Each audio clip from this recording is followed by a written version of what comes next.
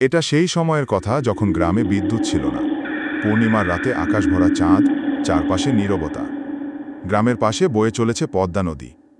একজন তরুণ ছেলে, নাম তার আনোয়ার। সে রাতে দেরি করে বাড়ি ফিরছিল, কাঁধে মাছ ধরার ঝুড়ি, হাতে একটা লণ্ঠন। হঠাৎ নদীর ঘাটের কাছে সে অদ্ভুত এক শব্দ শুনল। কেউ যেন ধীরে ধীরে কাঁদছে। শব্দটা ঠান্ডা হাওয়া কেটে তার কানে আসছিল। আনোয়ার বলল, কে কে আছো এখানে? এই গভীর রাতে কেন কাঁদছ? কোনো উত্তর নেই, কেবল কাদার শব্দ আরও কাছে আসছে। লণ্ঠনের আলো তুলে আনোয়ার তাকাল। সে দেখল সাদা শাড়ি পরা এক মহিলা নদীর ঘাটে বসে আছে।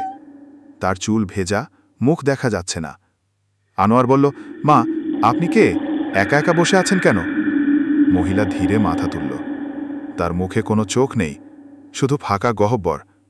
আনোয়ার ভয়ে পিছিয়ে গেল। লণ্ঠন কাঁপতে কাঁপতে নিভে গেল। অন্ধকারে শুধু শোনা গেল এক ভয়ানক হাসি। শিউরে ওঠা সেই হাসি যেন চারদিক কাঁপিয়ে দিল। আনোয়ার বলল, বাঁচাও, বাঁচাও। আনোয়ার প্রাণপণে দৌড় দিল গ্রামের দিকে। কিন্তু যতই দৌড়ায়, ঘাটের সেই কাঁদার শব্দ তার পেছনে পেছনে আসে। অবশেষে ভোর হলে গ্রামবাসীরা তাকে ঘাটের কাছে অচেতন অবস্থায় পেল। তার চোখ দুটো ভয়ে স্থির হয়ে গেছে। সেদিন থেকে আনোয়ার আর কখনো রাতে নদীর ঘাটে যায়নি। লোকেরা বলে, পদ্মার সেই ঘাটে পূর্ণিমার রাতে এখনও সাদা শাড়ি পরা সেই মহিলাকে দেখা যায়।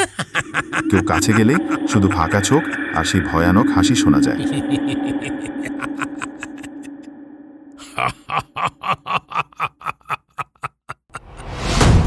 এরকম মজার মজার গল্প শুনতে চ্যানেলটি লাইক এন্ড সাবস্ক্রাইব করে রাখুন।